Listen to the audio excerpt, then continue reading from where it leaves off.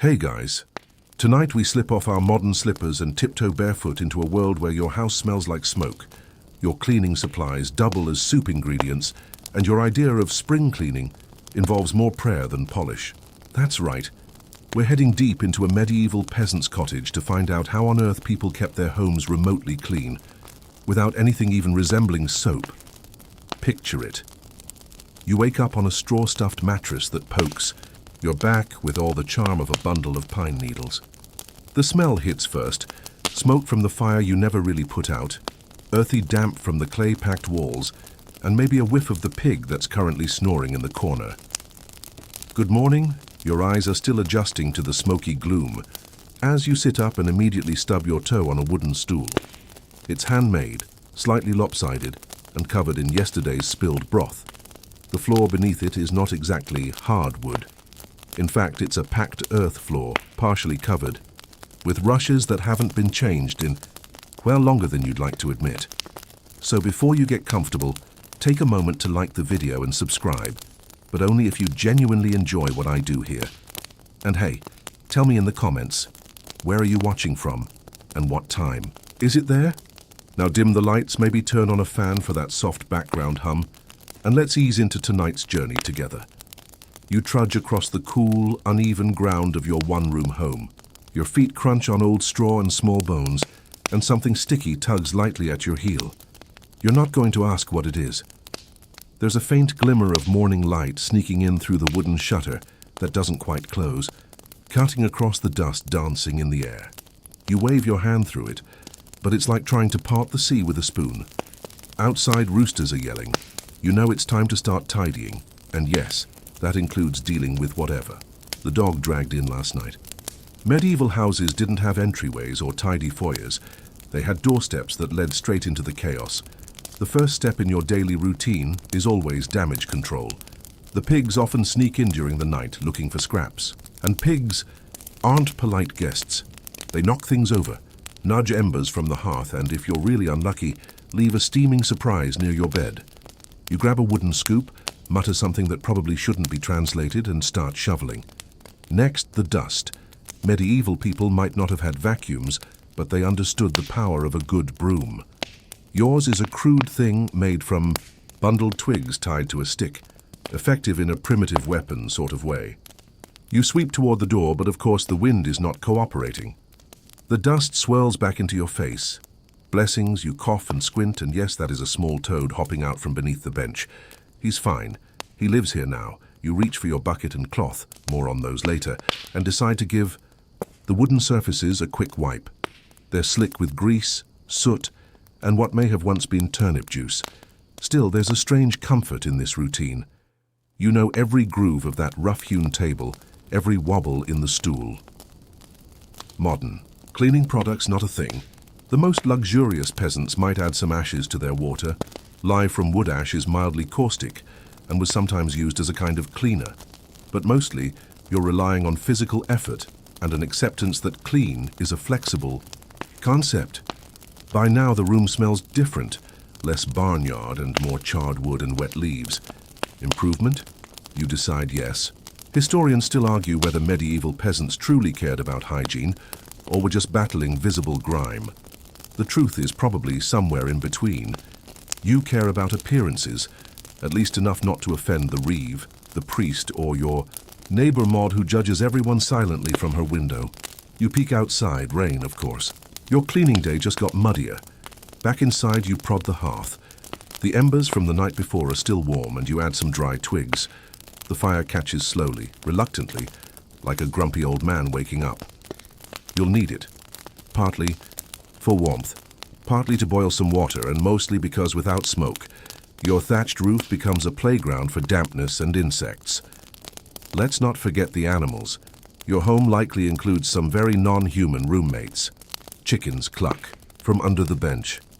A goat might poke her head through the door, and your cat, the best mouser in the village, is currently curled up in the ashes because she has absolutely no respect for your cleaning schedule. As you stretch your arms and glance around, you know you've only just begun. The floor, still, needs new rushes. The windows, if you can call them that, are smeared with something that might once have been jam. and there's a faint sticky residue on the ceiling beam above your head. How it got there, no one knows.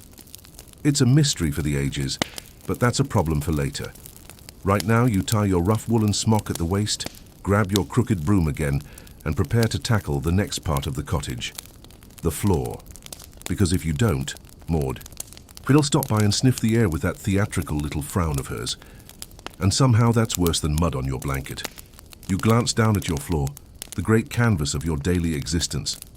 And right now that canvas looks like a medieval toddler tried finger painting with turnips and poultry droppings. This isn't just a floor, it's a breathing, shifting blend of dirt, straw, soot, feathers, spilled stew, and possibly something you stepped in last week and have since chosen to ignore. Still barefoot, you shuffle across the compacted earth, your toes catching on hardened roots and the occasional stray pebble. The straw strewn across the surface is meant to help keep the place dry and clean. But clean here is a bit like calling a compost heap organized. These rushes were fresh once, maybe 2 moons ago. Since then, they've been absorbing everything life has to offer: spilled ale, bits of onion, sheep dung, and whatever the dog coughed up. Cleaning them isn't a matter of vacuuming or tossing out. First you scrape, not with some plastic dustpan, but with a flat board or a broken piece of pottery, anything sturdy enough to pry up the sticky layers where food and floor have become one. You kneel, dragging your makeshift scraper across the floor, peeling up hardened bits that squelch unpleasantly. It's not glamorous, but then again, you're not trying to impress anyone except maybe God and the village reeve. And God doesn't visit until Sunday. Outside, the rain patters steadily against the thatch. You peek toward the open door, your version of a cross breeze. Unfortunately, it also invites in a steady stream of moisture and the occasional wandering chicken. One of them struts across your fresh path, leaving tiny clawed prints in your clean zone. You consider shooing her away, but honestly, she looks more determined than you are. You let her be. Next comes the sweeping. You pick up your broom, more like a bundle of brushwood lashed together with string, and begin flicking old straw and dust toward the threshold. The straw's not going quietly. Bits break off, get caught under furniture, or simply disintegrate in your hands. Still, there's a strange rhythm to it. Sweep, crunch, drag, sigh, repeat. Historically, many peasants replaced floor rushes seasonally, if not more often. Some even added dried herbs like lavender or rosemary to mask the stench. Though let's be honest, you'd need a whole field's worth to overpower what's currently fermenting under your bed. You do your best. You gather the worst of the used rushes into a heap, tossing them outside where they'll dry into mulch, possibly be eaten by goats or, if they're lucky, get repurposed into bedding. Waste not, want not. Now it's time to lay down new rushes. You fetch the bundle you collected last week. Long grasses cut from nearby ditches, left to dry under the eaves and now vaguely smelling of pond. You scatter them across the floor, artfully in your own rustic way, patting them down with your bare feet. They're scratchy, yes, but compared to what came before, they're a delight. Like upgrading from a used dish sponge to a fresh loofah. You pause, inhaling deeply.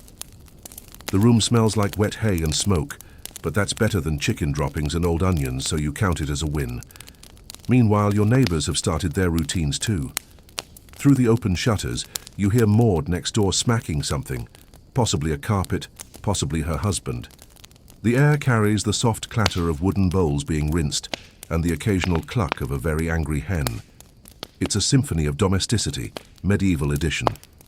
There's no privacy here. Your home is one room, one big shared space that serves as bedroom, kitchen, nursery, and barn all in one. Historians still argue whether medieval peasants separated their living space from livestock or just cohabited like some bizarre farm-themed sitcom. Most evidence suggests the latter. So yes, it's entirely possible a pig watched you sleep last night.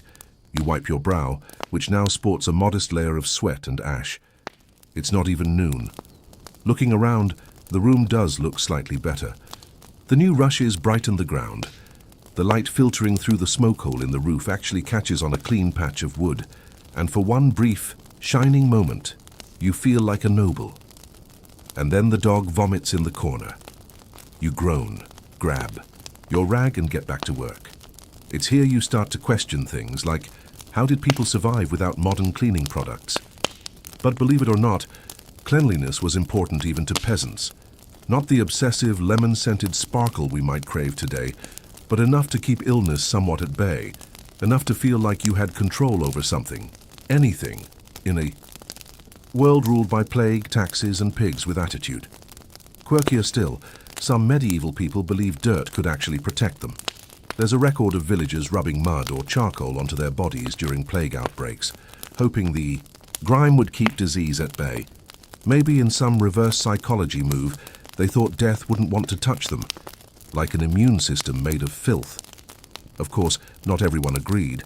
Some towns imposed fines for dirty streets and homes, and if you were really lucky, or unlucky, your house might be inspected by a steward or reeve. If they found it wanting, you could be shamed, fined, or worse, talked about during church gossip.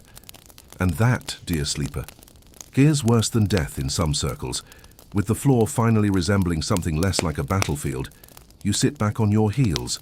A few feathers drift lazily down from the rafters above. You don't bother brushing them away. Let them settle. They're clean, at least by local standards. Your hands ache. Your knees are filthy. But there's pride in this ritual. It's not perfection, but it's order.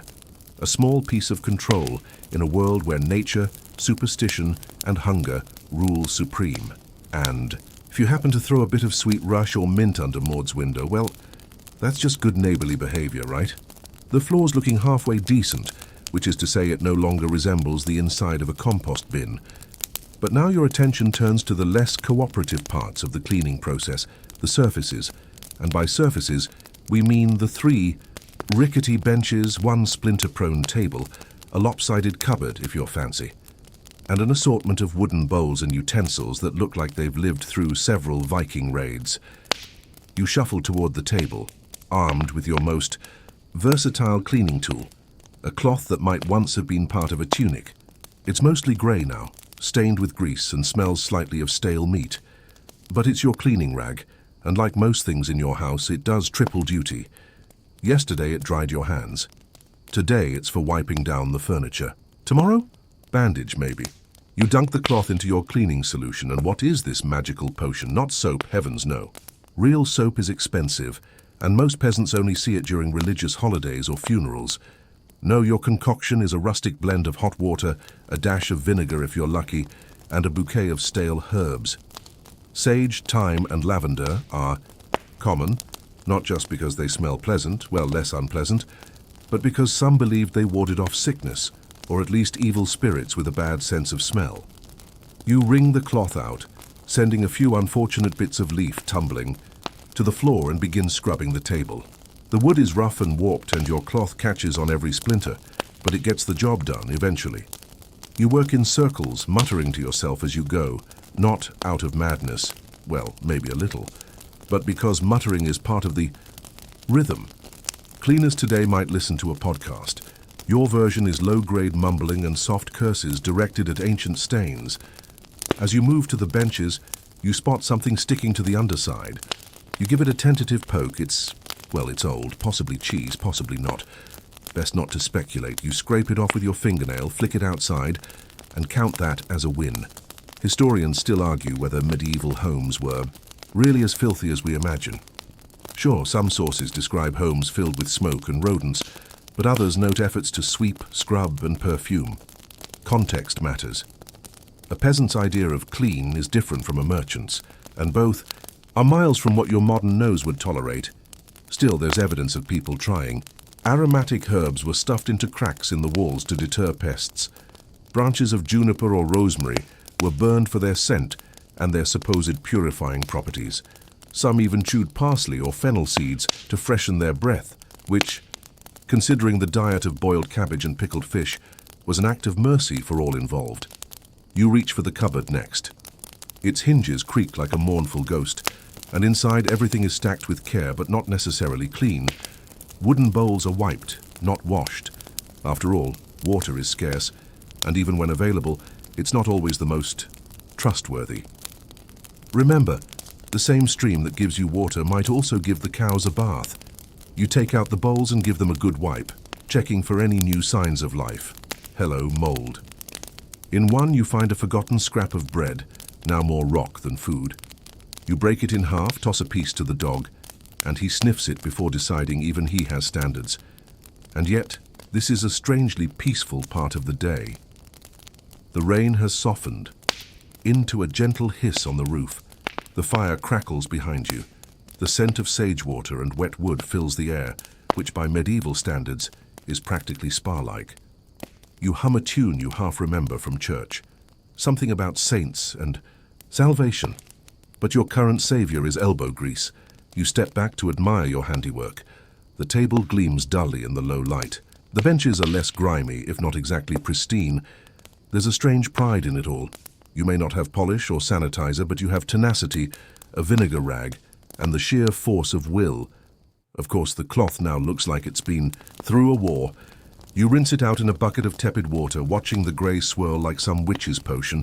You'll reuse it tomorrow, or later today. Time is slippery here. As you clean, you recall one odd trick an old woman taught you, using a slice of stale bread to clean surfaces. Not eat, clean. The dry crusts, when rubbed along a dusty bench, would collect debris like some kind of crumb-based lint roller. Laugh all you like, but it works, until your child tries to eat the bread after it's done its job. And if you think that's strange, consider this. Some medieval people used fermented urine, yes, urine, as a form of cleanser, especially for laundry. Ammonia, after all, is effective at breaking down grease, just not very pleasant when you're within smelling range. Fortunately, today you're sticking to the herbs and rag method. You move to the last shelf and find your favorite item, a small wooden bowl filled with dried mint and elderflower. It's not for cooking, it's your air freshener, medieval style. You wave your hand over it and take a whiff. Faint, fading, but enough to trick your brain into thinking things are nice. The cat hops onto the newly cleaned bench and begins to groom herself, which is the medieval version of approval. If she thought it was still filthy, she wouldn't dare. Or so you tell yourself. You rest a moment watching the fire. A few rays of sunshine pierce through the clouds outside, sending weak golden light across your walls. Dust motes drift lazily, caught in the glow. You almost feel modern for a second, as if the centuries thin out around you and what remains is just a human in a home trying to feel clean. Then the toddler sneezes directly into the clean bowl. Back to work. You'd think you were done by now. The floors have been scraped, the benches wiped, and at least one toad evicted. But alas, your medieval cottage has a very needy boss, water. See, in your world, water doesn't magically pour out of a faucet at the twist of a knob. You want water? You go get water. That means trudging to the well, or worse, the stream, sometimes uphill, always muddy, usually cold, and you'll need plenty of it. Cleaning without soap is already a challenge. Cleaning without enough water? Borderline tragic. So you heft your largest bucket, a dented wooden beast with a handle that bites your palm, and head outside. The rain has stopped, thankfully, but the ground is soft and squelchy, and your boots are still damp from yesterday. Actually, boots is generous. They're more like foot-shaped sacks stitched together with optimism and piggut. As you walk, your mind wanders. You remember the stories old Agnes used to tell about how in her youth, people believed rainwater caught off thatched roofs was blessed. Better than well water, she'd say, then promptly throw a handful of ash into it for purity. Whether that actually did anything, historians still argue, but it felt important. At the well you wait your turn. Several other villagers are already there, exchanging buckets and gossip. You hear snippets about a missing goat, a suspicious rash, and someone's child who swears they saw a demon in the woods. Normal stuff. You smile politely, lower your bucket into the chilly depths, and listen for the soft splash that means success. When your bucket returns, it's only 3/4 full. The rope's fraying again.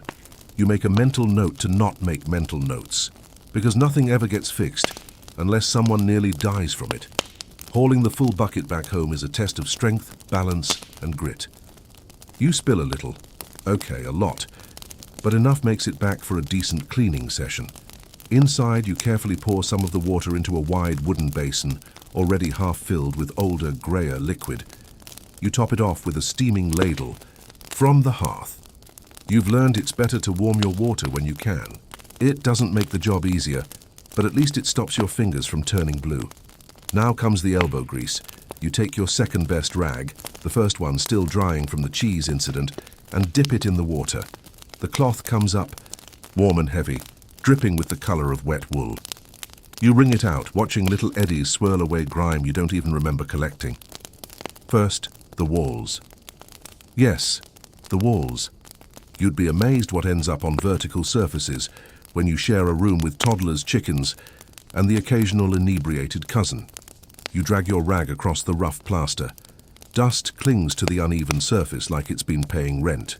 Occasionally you find a smear of something worse, mud, animal spittle, or once inexplicably fish scales. You work slowly, rhythmically. Scrub, dip, wring. Scrub, dip, wring. This could be soothing, if not for the cold water slowly seeping into your sleeves and the faint squeaking noise your elbow now makes. Next up, the basin itself. After several rinses, you know it's time to dump it out and refill. You drag the heavy water outside, careful not to splash it onto your clean rushes. You toss the murky mess into the ditch, where it joins a soup of runoff and chicken prints. You'll refill later, probably. After your arms recover, back inside you stare at your tools. A half-wiped spoon, a greasy bowl, a cracked ladle. Medieval cleaning is an exercise in incremental wins. You may never get the bowl truly clean, but at least it no longer smells like fermented onion. That's progress. Curiously, some peasants had access to lye, made by boiling wood ash in water. It's a primitive, high alkaline solution that's surprisingly effective at cutting through grease. Of course, it also burns your skin, ruins fabric, and makes your eyes water, so you only use it sparingly. Today's not a lye day. You like your hands too much. Instead, you grab a handful of sand, yes, sand from a small jar by the hearth. It acts as a scrub, gritty enough to clean the bottom of pots and pans that have seen too many stew disasters. You pour some into a greasy skillet and work it around with a cloth. The noise is harsh and grating, but the pan begins to shine, or at least stops reflecting the ghost of meals past. This, of course, is also when your toddler reappears, muddy to the knees, holding a frog. Wash? He asks, grinning. You sigh, you wash the frog. This is your life now. Outside, someone's lighting a brush pile and the smoke wafts in. You leave the door ajar to air out the room. As the scent mingles with herbs and warm wood, it actually smells. Kind of nice. Rustic, even. You'd bottle it and sell it on Etsy if you knew what Etsy was. You pause to rest. The water bucket's half empty. Your arms are sore and you're down to one usable cloth. But the cottage looks better. It breathes better. It feels lighter. There's a sense of satisfaction that only comes from knowing you've fought the house and mostly won. You sit by the hearth, letting your hands hover near the warmth. A few embers crackle, throwing lazy shadows across the floor. The fire's glow dances on the walls you just scrubbed. The place looks not clean exactly, but cared for. And that's enough. Then you hear the goat bleat from outside. You forgot to close the garden gate. A moment later, she saunters in, trailing a wake of muddy prints behind her. You do not scream. You breathe. You get up, and you start again. You may think the worst is behind you. The floor's scraped, the table's wiped, the water hauled like you're auditioning for a medieval CrossFit competition, but you've forgotten the most treacherous beast of all in your humble home. The chamber. Pot, yes. That humble ceramic nightmare tucked discreetly under the bed or behind a curtain. The medieval toilet in a pot. This little vessel holds the quiet menace of a bomb, and this morning it's full. You approach it with all the reverence of a knight facing a dragon. You gently lift the wooden lid, because of course it has a lid, and immediately regret your life choices. The contents have been marinating all night in the ambient warmth of the fire, and now, well, they are fragrant. You hold your breath, like your life depends on it. And let's be honest, it kind of does.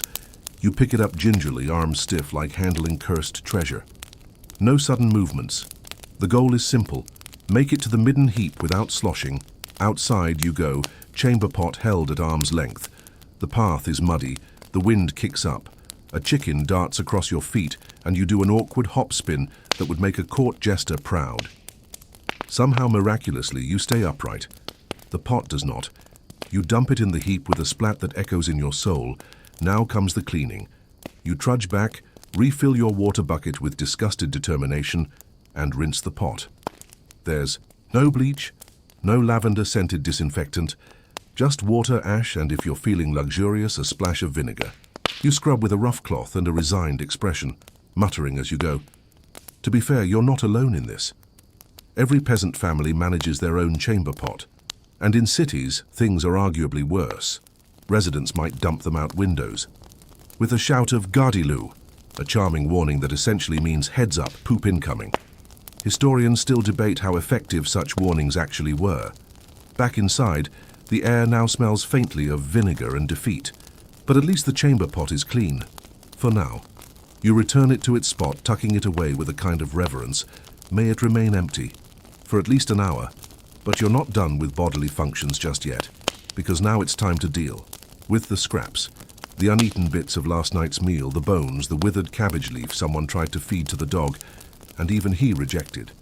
You scrape them from the wooden bowls into the same compost heap. If you're lucky, pigs or chickens will make short work of them. If you're not, they'll ferment and make friends with the chamber pot leftovers.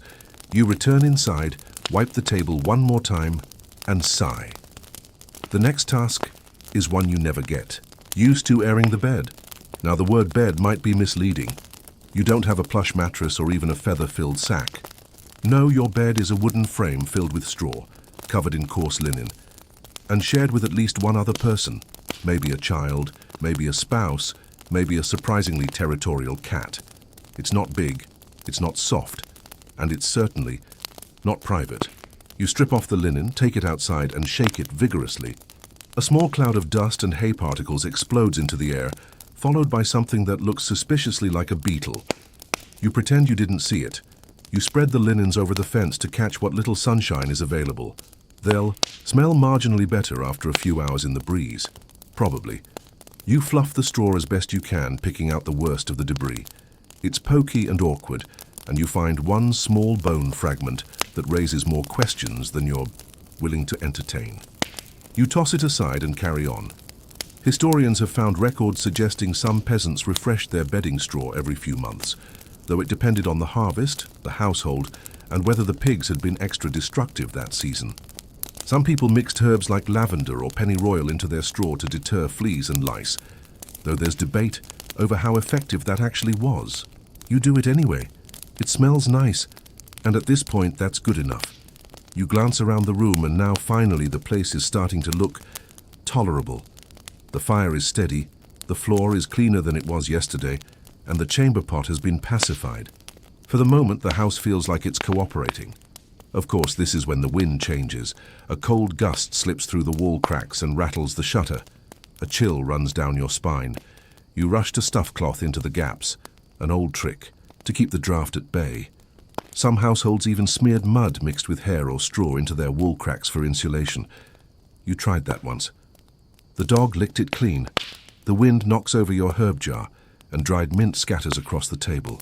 You gather it back up with slightly too much energy. Cleaning a medieval house isn't about making it pristine, it's about holding the chaos at bay. One sweep, one rinse, one scrub at a time. Outside, a cow moos discontentedly.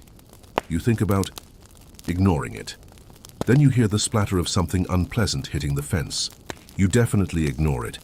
Back inside, you settle into your stool, now wiped down and only mildly splintery. The warmth of the hearth reaches your toes. The room flickers in amber light. There's soot in the rafters, maybe a mouse or two overhead, and the faint, lingering tang of vinegar. But for a moment, everything is still. You've conquered the day's worst. You've faced the chamber pot, the goat hoofprints, and a toddler with a frog, and you're still standing, barefoot, but standing. There's a special kind of satisfaction in knowing your floor is relatively free of straw rot. Your chamber pot is empty, and your wooden bowls no longer smell like spoiled turnip. But before you allow yourself even a moment of pride, you remember the last essential step of any proper cleaning day, dragging half your furniture outside and beating it like it owes you money. You start with the bench. This old beast is heavier than it looks, uneven from years of use and repairs made, with nails, twine, and blind optimism. You brace yourself, squat low, and lift with all the finesse of a medieval weightlifter. It scrapes against the floor in protest. You mutter an apology to the cat, who is startled and immediately knocks over the broom on his way out. Once you finally get the bench outside, you set it down on the hard-packed ground. A few other villagers are already doing the same, hauling stools, chairs, even old chests into the weak sunlight. It's like a flea market without the selling. You grab your tool of choice, a solid stick worn smooth by years of enthusiastic thwacking. Not a broom, not a rag, just a glorified club. You give the bench a cautious tap. Dust explodes from the fabric like a startled ghost.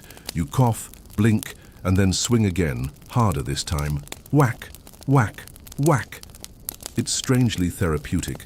In a life where your greatest victories are not stepping in chicken droppings and making it through the night without a rat nibbling your toe, this moment of violence disguised as hygiene is pure bliss. You beat the bench with the fervor of a priest chasing sin. Dust billows. Old straw fragments flutter into the air. Somewhere inside the wood, something squeaks and scurries out. You pretend not to see it. The bench, now visibly shaken and emotionally damaged, looks better. You leave it to air out. Next is the bed frame. Now normally you wouldn't bother with something this cumbersome, but it's feast day soon and the reeve has been doing his rounds. You don't want to be the peasant whose soot-streaked ceiling.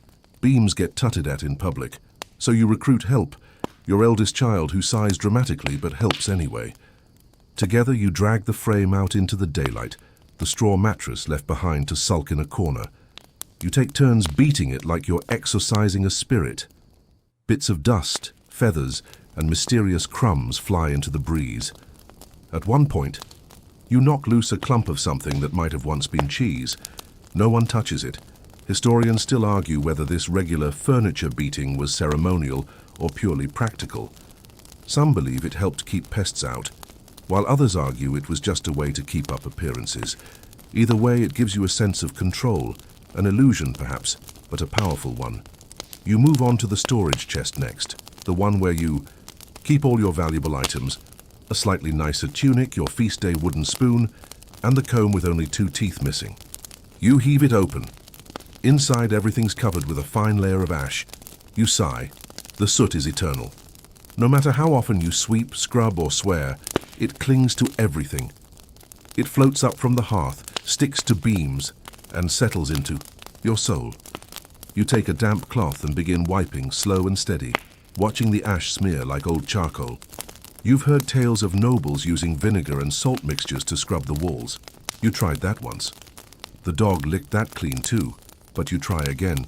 You dip your cloth in your remaining herbal water, now more brown than fragrant, and keeps wiping. It's about this time that your middle child decides to join in. She's wrapped herself in a blanket, declares she's a noblewoman, and proceeds to sit on the bench you just cleaned. You stare at her. She stares back. You say nothing. She adjusts her blanket and pretends to sip from an imaginary goblet. Fine. You'll clean around her. You begin hauling everything back inside, one item at a time. The bench, the chest, the stool that no one sits on because it collapses when looked at too hard. You check under each piece for new bugs, new dirt, or new unpleasant surprises.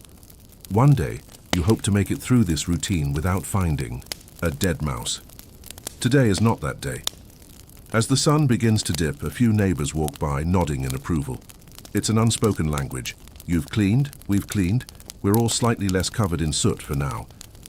You trade a joke or two, maybe about the time old Fergus beat his chair so hard it fell apart, or how someone once tried to clean with boiled wine, thinking it would impress a visiting friar. Spoiler, it did not. You step back inside, muscles, sore but satisfied. The furniture is dusted. The air smells of sage, vinegar, and just a touch of goat. The light from the setting sun casts long shadows across the rush-strewn floor, and for a moment, the whole place looks respectable. The kids are playing quietly now, stacking firewood and making it into pretend castles. You don't stop them. You've cleaned too much today to argue about splinters. You settle onto the freshly battered bench, lean back and feel something small and sharp press into your spine. You reach behind you and pull out a twig. Not a rat, not a nail, not a curse from a pagan god, just a twig. That's progress. You look around at your work. The beaten benches, the dedusted bed frame, the soot-smeared chest, now at least slightly. Less embarrassing. It's not perfect. But then again, you're not cleaning for perfection. You're cleaning for survival, sanity, and maybe the chance to eat your pottage tonight without gagging at the smell of mildew. And if you're noblewoman, daughter drops a chunk of bread behind the chest again. Well, that's a problem for tomorrow. You're sitting quietly by the hearth, the kindling crackling just enough to sound productive, when your gaze drifts upward. You freeze. There it is. The eternal enemy. Soot. Black streaks mar the ceiling beams, like charred rivers bleeding down. The plaster. You tilt your head to one side, squinting like that'll make it disappear. It doesn't. The truth is, your entire house has a black lung. Every fire you've lit, every pot you've boiled, every meal you've not quite burnt has left its mark on the rafters. And now it's time to do the one chore everyone dreads. Scrubbing the soot. You sigh, stand slowly, and gather your weapons. A ladder that's more creaky suggestion of height than structurally sound. A rag dipped in vinegar water, and a handful of coarse salt. Yes, salt. It's the medieval secret weapon. Combined with vinegar, salt makes a sort of gritty paste that might cut through soot. Or it might just smear it into stylish streaks. Historians still debate whether this method actually worked, or whether peasants just liked the smell of vinegar because it distracted them from everything else. You test the ladder. It wobbles ominously. You mutter a quiet prayer to whichever saint handles household injuries and climb carefully. At the top, you're eye level with the beams. And it's worse than you thought. The soot isn't just sitting there. It's layered like geological strata, telling the story of every poorly ventilated winter since you moved in. You dip your cloth, squeeze it, and wipe. Nothing. You scrub harder.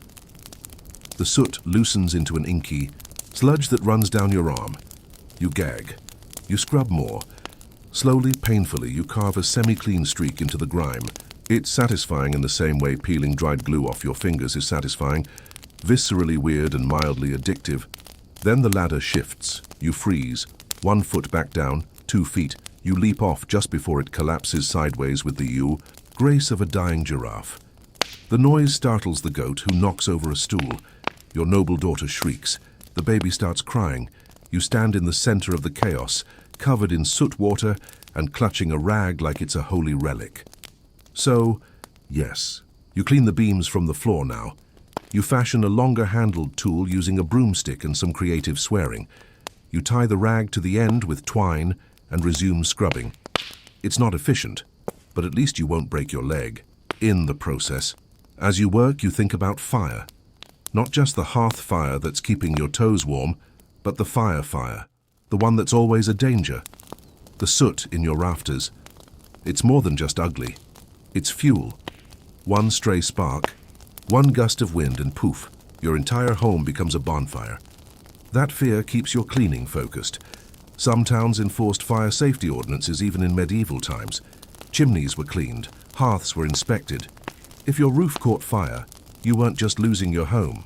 You might be fined, shunned, or worse, blamed for starting a neighborhood blaze. You scrub harder. Eventually, the worst of it is done. Your arms ache. Your shoulders have entered a phase of silent rebellion, but the beams are marginally less apocalyptic, and the room smells sharply of vinegar and triumph. You slump into your chair, covered in black smears. The goat is now trying to chew on the broken ladder. You let her. A few stray thoughts flicker in your soot-filled brain. Why is the roof leaking again? Didn't you patch that last month with moss and hope? Why does one corner of the wall always feel damp even when it hasn't rained? Why is there a growing stain that looks suspiciously like it's blinking? But you ignore these for now. Instead, you turn your attention to the hearth itself, the literal heart of the home.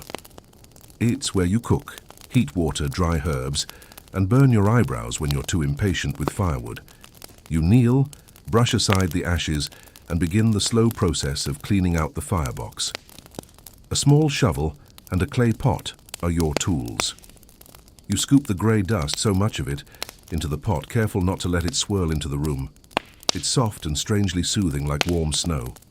You dump it outside in the garden where it'll act as fertilizer. Waste not. Once emptied, you wipe the inner stones with your soot rag. They're blackened and cracked, but still solid. still holding, like you. You glance over at your stack of herbs, dried lavender, mint, rosemary. You toss a few sprigs into the hearth. The flames sizzle, then release a sudden wave of scent. For a moment it smells clean, really clean, like the memory of a better place, like hope. Of course, the moment is ruined when your eldest returns carrying a dead rat by the tail and asking with innocent horror, "Do I cook this?" You sigh. You pour a little vinegar on your hands. You wash, you sit. It's been a long day. Cleaning soot may be the worst chore, but it's also the most symbolic. Scraping away the black reminds you there's wood underneath. Wood you built. Wood that holds the roof over your head. Wood that didn't burn, not this year. You look around, the beams are cleaner. The hearth glows softly. The smell has shifted from barnyard incident to rustic bakehouse. And you, soot-streaked, vinegar-scented, and somehow still upright, have done it all without soap. You lean back and smile. The rat will wait until tomorrow. The rafters are soot-dulled no more. Well, slightly less at least. And the hearth crackles like it's pleased with your efforts. You finally feel like you're turning the tide. But just when you think you've tamed the beast that is your medieval hovel, you hear it. The tiny, unmistakable sound of scratching. You freeze. It's coming from the wall. It's subtle at first. Scratch, scratch, scratch. Pause. Then again. Faster. Then silence. Then louder. More desperate. Like something trying to dig into your home. You know this sound. And no, it's not your imagination. It's rats or mice. Or beetles with very ambitious claws. You sigh, get up, and begin the next phase of the never-ending clean. Pest control. In the medieval world, your house isn't just a home. It's a buffet.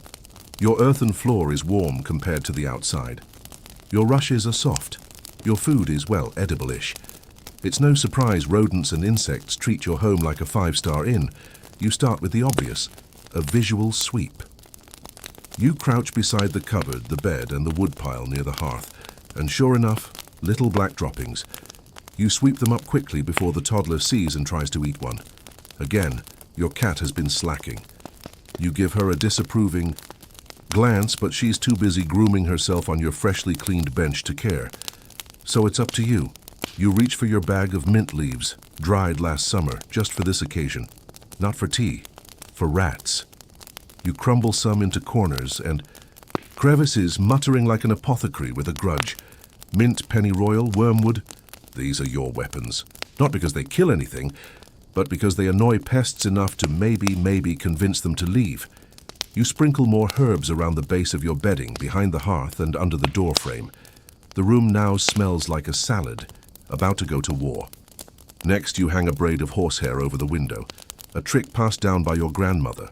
Supposedly it repels flies and evil spirits. Historians still argue whether it does anything useful.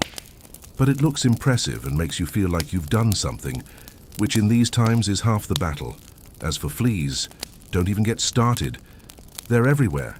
In the bedding, in your tunic, probably in your soul. You've accepted this.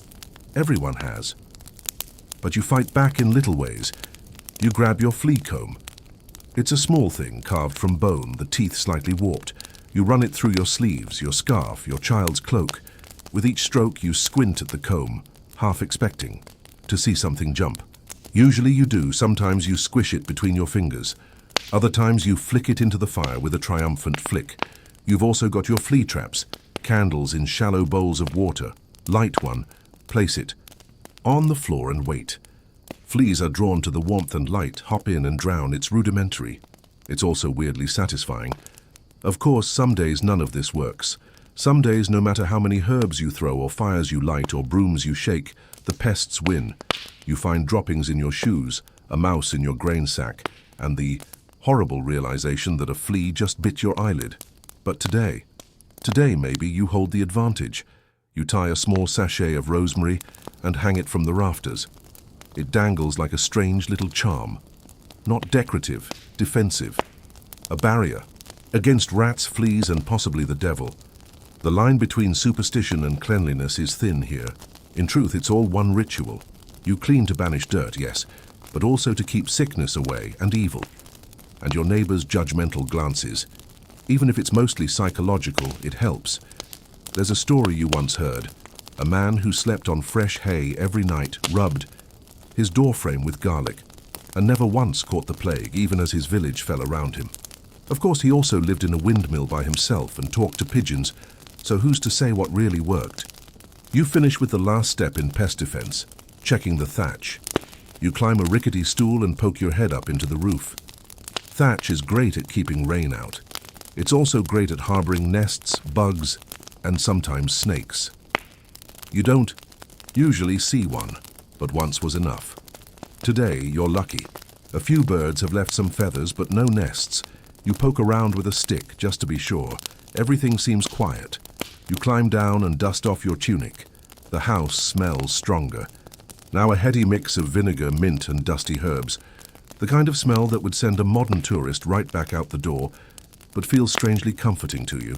You settle back onto your bench, give the floor one last look, and spot a beetle making its slow way across the hearthstones. You flick it gently out the door with the broom. He can find his own house. Outside, the wind picks up again, rustling the herb sachets and sending the smoke curling lazily toward the rafters. The cat stretches and yawns, then finally slinks toward the cupboard like she might do her job for once. You smirk. For now, the pests are pushed back. The house is yours again. And if a few rats return tomorrow, well, you've got vinegar, mint, and a stick. You're ready. Feast day is on the horizon, and you can feel it in the air. Not just in the excited whispers of the children or the sudden flurry of baking next door, but in the way the entire village seems to stir from its usual grime-dusted slumber. Which means only one thing. Today isn't just cleaning, it's deep cleaning. The kind that has a moral component. You wake up earlier than usual with dew still clinging to the thatch, and your breath visible in the morning chill. You pull on your outer cloak, it still smells vaguely of last week's soup, and set about the day's grand endeavor, making the house appear not only clean but piously clean. After all, the priest may drop by for a blessing, and if the reeve comes along, you'd rather he comment on your clean rushes than your suspicious wall stains. You cry. Begin with a full purge. Everything that can be dragged outside is dragged outside. Stools, benches, the bucket with the cracked bottom that you swear you'll fix someday. It all goes. Even the dog looks worried you'll try to clean him next. You sweep like your soul depends on it, jabbing into corners, under furniture, into crevices that haven't seen daylight since the last feast day. Dust rolls out in fluffy clouds. Somewhere in it, you find a long-dead beetle and a tiny wooden spoon you forgot you owned. Next, you tackle the floor with fresh rushes. Not just any rushes, festival rushes. These were cut from the nicer part of the riverbank, trimmed with care, and dried under the sun like they were destined for royalty. You scatter them in tidy, overlapping layers, tucking sprigs of dried lavender and chamomile between them.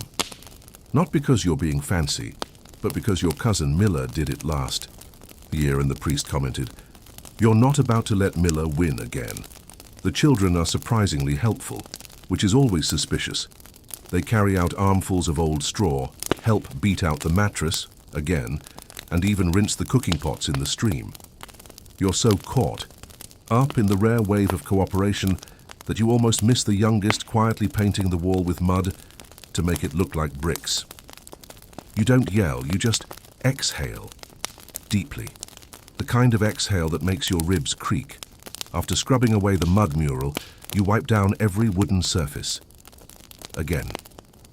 This time you use a special mix: rainwater, mint oil, and a bit of cider. Vinegar. The smell is strong enough to knock over a chicken, but it shines up the table beautifully.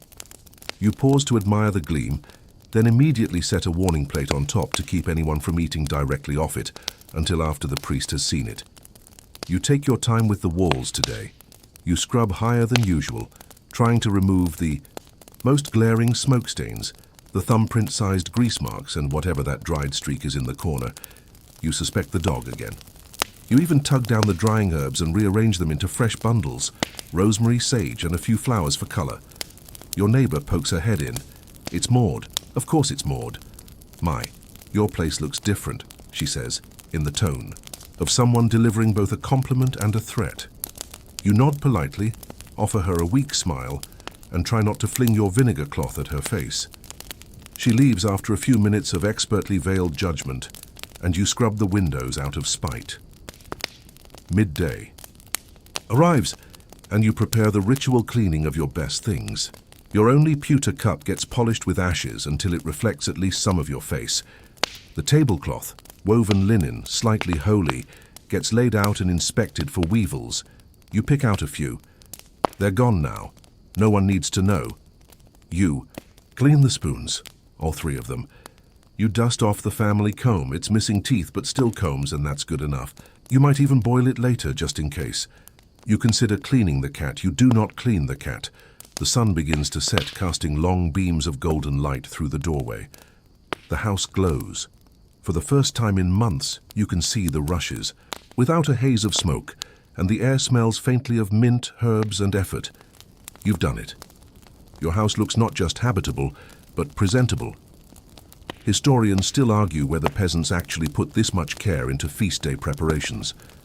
Some records describe homes decorated with flowers, floors swept with pride, and every cloth washed in the stream the day before.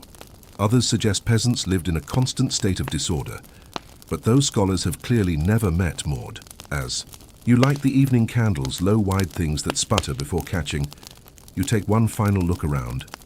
The children are asleep, curled under the clean linen. The hearth crackles. The cat purrs. Even the goat seems too tired to ruin anything.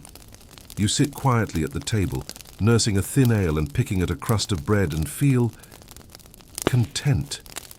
Like you've warded off chaos for one more night. Like your home, in all its creaky, smoky, smelly glory, might actually welcome the priest without shame. Tomorrow you'll track in mud again. The rushes will scatter. The soot will return.